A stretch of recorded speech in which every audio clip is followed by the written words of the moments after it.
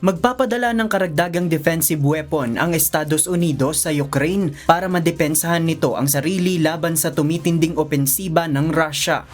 Ito ay matapos ipahinto ng administrasyon ni US President Donald Trump ang ilang shipment ng armas na ipadadala sana sa Ukraine noong nakaraang linggo.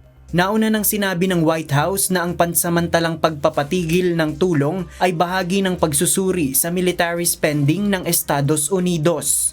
Gayunman, tiniyak ng Pentagon na mananatili ang suporta nito sa Ukraine habang patuloy ring hinihikayat ni Trump ang Ukraine at Russia na bumalik sa negosasyon para sa isang ceasefire deal.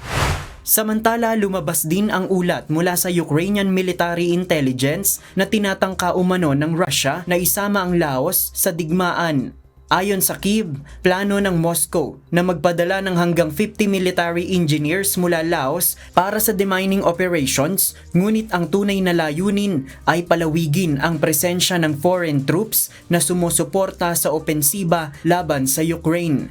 Dagdag pa ng Kyiv, nagbibigay rin ang Laos ng libreng rehabilitasyon sa mga Russian troops na sugatan sa laban. Hindi pa nagbibigay ng opisyal na pahayag ang pamahalaan ng Laos kaugnay ng mga aligasyon. JP Nunez, UNTV, News and Rescue. Diyos ang aming sandigan, serbisyo publiko ang aming pinahahalagahan.